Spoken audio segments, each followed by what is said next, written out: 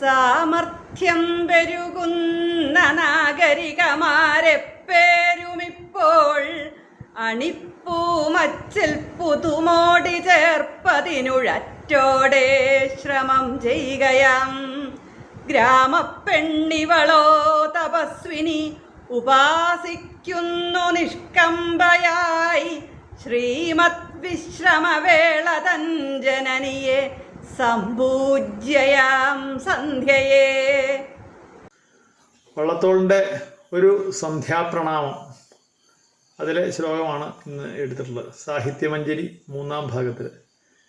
ഇതിലെ എല്ലാ ശ്ലോകങ്ങളും അക്ഷരശ്ലോകക്കാർക്ക് വളരെ പ്രിയപ്പെട്ടതും മികച്ച സാഹിത്യ ഗുണമുള്ളവയുമാണ്. ഒരിക്കുട്ടിയ പഴുക്കരിക്കിടയിലെത്തിക്കട്ടയോ എങ്ങോ ജസ്സു തെളിഞ്ഞ വിഗ്രഹമിതി പാവപ്പെടും മാടം അല്പാൽപ സ്ഫുരിതാധരത്തളിരുമായി പാർശ്വസ്ഥലം രണ്ടിലും.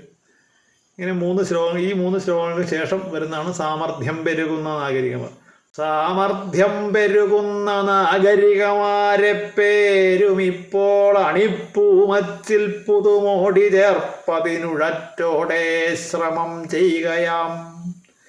ഗ്രാമപ്പെണ്ണിവളോ തപസ്വിനിയുപാസിക്കുന്നു നിഷ്കമ്പയായി ശ്രീമദ് വിശ്രമവേള തൻ ജനനിയെ സമ്പൂജ്യയാം സന്ധ്യയെ.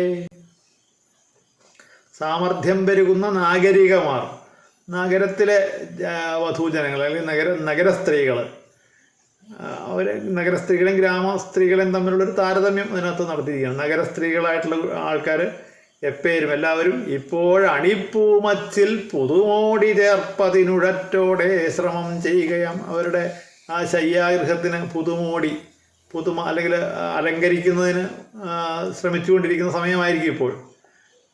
ഗ്രാമപ്പെണ്ണ് ഇവളോ, ഗ്രാമത്തിലുള്ള സ്ത്രീയായ ഇവളോ തപസ്വിനി ഉപാസിക്കുന്നു നിഷ്കമ്പയായി ശ്രീമദ് വിശ്രമവേള തൻ ജനനിയെ സമ്പൂജ്യയാം സന്ധ്യയെ. നിഷ്കമ്പം നിശ്ചലയായിട്ടിരിക്കുന്നത്, സമ്പൂജ്യയായിട്ടുള്ള സന്ധ്യയെ ഗ്രാമപ്പെണ്ണ് പൂജിക്കുകയാണ്. ശ്രീമദ് വിശ്രമവേള തൻ ജനനിയെ. ശ്രീമദ് വിശ്രമവേള, അതിൽ രാത്രിയാണ് വിശ്രമവേള എന്നുദ്ദേശിക്കുന്നത്. വിശ്രമവേളയുടെ ജനനിയായ, അത് സന്ധ്യയിൽ നിന്നാണ്, സന്ധ്യ കഴിഞ്ഞിട്ടാണല്ലോ രാത്രി ഉണ്ടാവുക. അങ്ങനെ ശ്രീമദ് വിശ്രമവേള തൻ ജനനിയെ സമ്പൂജ്യയാം സന്ധ്യയെ. ശ്ലോകം ഇവിടെ ചൊല്ലിയിട്ടുള്ളത് എറണാകുളം അരയൻകാവ് സ്വദേശി ഭവാനി.